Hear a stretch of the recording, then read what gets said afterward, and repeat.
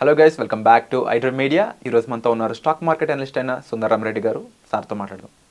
నమస్కారం సార్. నమస్తే అండి. సార్, రీసెంట్గా అంటే నేను విన్న ఒక హైలైట్ న్యూస్ అన్నమాట ఇది. జనరల్గా మ్యూచువల్ ఫండ్స్లో లాంగ్ టైంలో ఒక మంచి పర్సంటేజ్ రిటర్న్ తీయడం అనేది అంత ఈజీ కాదు. ప్రీవియస్గా కూడా మనం ఎన్నో ఎపిసోడ్స్లో డిస్కస్ చేస్తూ ఉన్నాము. అయితే ముఖ్యమైన పాయింట్ ఏంటంటే, ఈ పీటర్ లింక్ అనే ఒక పర్సన్ ఎవరైతే ఫండ్ మేనేజర్ ఉన్నారో, ఫిడెలిటీ అనే ఫండ్ ద్వారా దాదాపు 1977 నుంచి 1990 మధ్యలో 29% అయితే రిటర్న్ తీశారని విన్నాను అనమాట. ఇది ఎలా పాసిబుల్ అయింది? ఆయన స్టాక్ సెలెక్షన్ ఏ విధంగా ఉంటుంది? నెక్స్ట్ ఈ రేంజ్ పర్సంటేజ్ అనేది ఇంత డ్యూరేషన్లో కుదురుతుందా? ప్రపంచవ్యాప్తంగా మనం చూసుకున్నట్లయితే హైయెస్ట్ రిటర్న్స్ జనరేట్ చేసిన వాళ్ళలో అంటే మోర్ దెన్ 10 years కనుక మనం చూసుకుంటే అంటే పీటర్ లించ్ ఆల్మోస్ట్ టాప్ 10లో ఉంటారండి. ఆయన ఫిడెలిటీస్కి ఫండ్ మేనేజర్గా వర్క్ చేశారు. ఆల్మోస్ట్ 29 years వరకు యావరేజ్ రిటర్న్స్ 29%.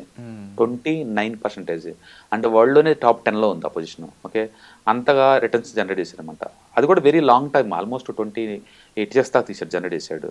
అందుకని పీటర్ లించ్ మెథడ్స్ చాలా పాపులర్ వరల్డ్ వైడ్గా.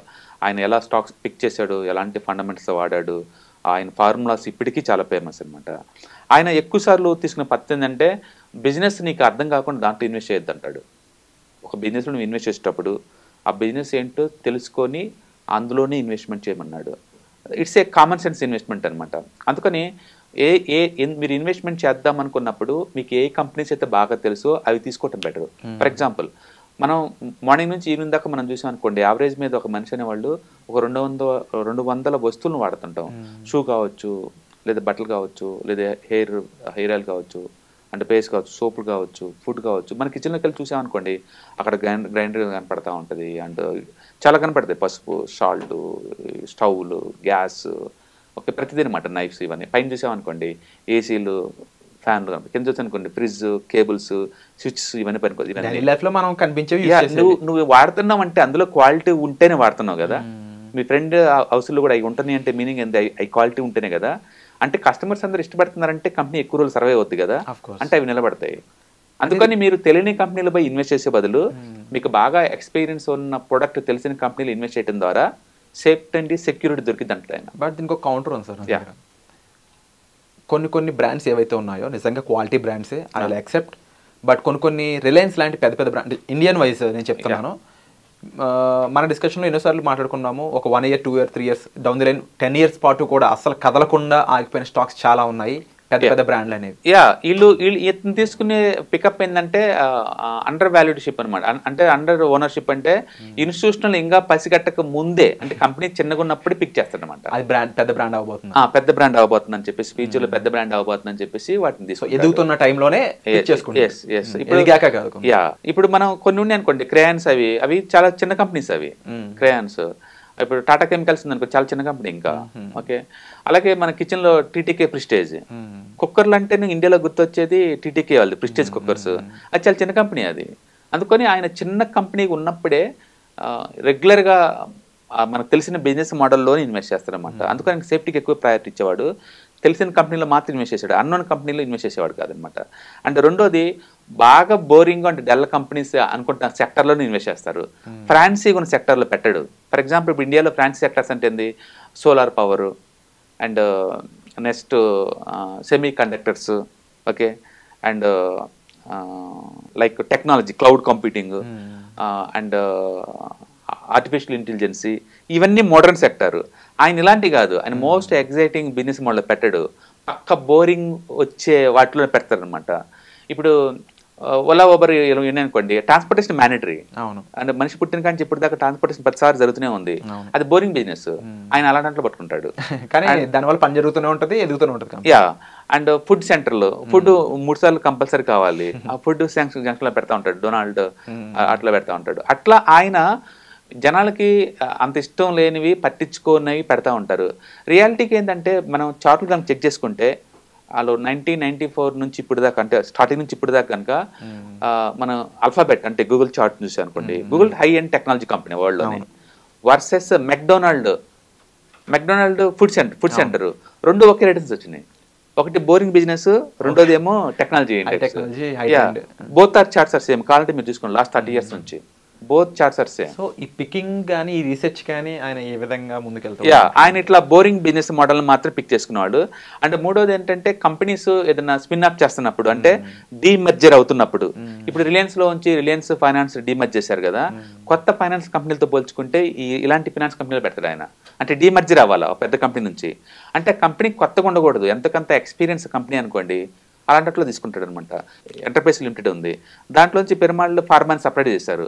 ఆయన పిరమాల్ ఫార్మా అలాంటి కంపెనీలు ఇన్వెస్ట్ చేస్తారు. అండ్ మోస్ట్లీ సార్ ఇక్కడ టైం డ్యూరేషన్ చూసుకున్నా 1977 నుంచి 1990 అంటే చాలా అంటే ఆయన లాంగ్ టర్మ్ ఇన్వెస్టర్, బేసికల్గా very prolong investors. And main గా ఎన్నో రెవల్యూషనరీ కంపెనీలు పుట్టుకొచ్చిన పీరియడ్ అది. అదే అందుకని ఆయన అలాంటి చూడు డల్ బిజినెస్ లో పట్టుకుంటాడు. అందుకని కొత్త మోడర్న్ డల్ పోడు అనమాట. ఎందుకంటే ఆ ప్రొడక్ట్ కూడా నాకు తెలియదు కాబట్టి నేను తీసుకున్నాడు ఒకటే మాట. అందుకని ఆయనకంటూ సపరేట్ కొన్ని ప్రొసీజర్ ఫాలో అవుతున్నాడు అనమాట. తెలిసిన కంపెనీ అయి ఉండాలా, రెండోది అది ఆ company dull and boring business అయి ఉండాలా. ఓకే, బట్ వర్క్ అవుతూనే ఉండాలి దాన్ని. యా, డల్ అండ్ బోరింగ్ అనుకోండి, ఎగ్జాంపుల్ ఇప్పుడు కార్పెట్ క్లీనింగ్ ఎక్కడ పర్మనెంట్ బిజినెస్ లో అవన్నీ, ఏటీఎం సెంటర్లు పర్మనెంట్ బిజినెస్ లో అవన్నీ, మిల్క్ బోత్ పర్మనెంట్ బిజినెస్ లో అవన్నీ ఎక్కడ పోతే చెప్పండి తరతరాలు ఉంటాయి. ఈ బోరింగ్, అవును ఇట్స్ బోరింగ్, పార్కింగ్ ప్లేస్ కానీ వాటికి ఎండ్ అంటూ లేదు. యా, అట్లా అనమాట, అట్లాంటి అనమాట. రెండోది ఈ స్పిన్ ఆఫ్ అయిన కంపెనీస్ కొంటాడు, అంటే డీమర్జర్ అవుతున్న కంపెనీ మీద ఫోకస్ ఎక్కువ చేస్తాడు. ఎందుకంటే అవి ఒక్కోసారి ఏంటంటే అండర్ వాల్యూకి వచ్చేస్తుంటాయి అనమాట. అందుకని వాటి వాల్యూ ఫైండ్ అవుట్ చేసిన దాకా ఆయన ఉంచుకుంటాడు అనమాట. అందుకని డీమర్జరింగ్ అయ్యే కంపెనీలు మాత్రం ఇన్వెస్ట్ చేస్తుంటాడు, దాన్ని స్పిన్ అప్ అంటారు అనమాట. అంటే మూడోది ఇన్స్టిట్యూషనల్స్ ఎంటర్ కాకముందే ఎంటర్ అవుతాడు, అంటే లో ఇన్స్టిట్యూషనల్ ఓనర్షిప్ ఉన్న కంపెనీలో ఇన్వెస్ట్ చేస్తాడు. అంటే ఆయన చేసే పెద్ద పెద్ద ఎస్టాబ్లిష్ కంపెనీ తీసుకోడు, పెద్ద పెద్ద బిజినెస్ మోడల్కి ఆల్టర్నేటివ్గా ఉండే వాటిలో పెడతాడు అనమాట. ఓకే, సపోజ్ ఇప్పుడు ఫెవికాల్ ఉందనుకోండి, అది పెద్ద కంపెనీ, కానీ అలాంటి బిజినెస్ ఆపరేట్ చిన్నట్లు పెడతాడు ఆయన. అట్లా ఇంకా తక్కువ పెద్ద పెద్ద ఇన్వెస్టర్స్ ఇంకా కన్నేయక ముందే ఆ చిన్నటిని పిక్ చేస్తారు అనమాట. ఆయన టెక్నికాలిటీస్ అనేవి ఈ విధంగా.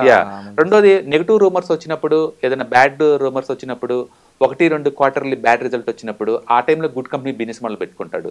ఎగ్జాంపుల్ నెస్లే అప్పుడు మ్యాగీలో రూమర్స్ వచ్చినప్పుడు సేల్స్ డౌన్ అయింది, స్టాక్ ఈజీగా 40% డౌన్ అయింది, అప్పుడు కొంటాడు. అవును, అలాంటి రూమర్స్ అప్పుడు కొంటాడు. అలాగే మోస్ట్ రీసెంట్లీ ఇండియన్ ఎగ్జాంపుల్ అంటే పాలీక్యాబ్ వాళ్ళు జిఎస్టీ వాళ్ళు రైడింగ్కి వచ్చినప్పుడు ఆ స్టాక్ 40% పడింది, ఇప్పుడు మళ్ళీ ఆల్ టైమ్ హైకి వెళ్ళిపోయింది అది. అలా మంచి కంపెనీ బ్యాడ్ రూమర్స్ లో పడిపోయినప్పుడు వాటిని పిక్ చేస్తుంటాడు అనమాట. అట్లా మంచి వాల్యూ ఉన్నప్పుడు పాయింట్ అవుట్ చేస్తాడు. అండ్ అతను ఏదైనా తీసుకుంటే లేదా హై గ్రోత్ ఉండాలా, కంపెనీ బాగా గ్రోత్ ఉంటేనే తీసుకుంటాడు. ఫర్ ఎగ్జాంపుల్ ఇప్పుడు ఇండియాలో అనుకోండి, అంటే ట్రాన్స్పోర్టేషన్ ఫర్ ఎవర్ డిమాండ్ ఉంటుంది, షిప్ మ్యానుఫ్యాక్చరింగ్ కి ఫర్ ఎవర్ ఉంటుంది. వందే భారత్ ఇప్పుడు ఇండియాలో ఉన్న ట్రైన్స్ మొత్తం కలిపి 45-50 దాకా ఉన్నాయి.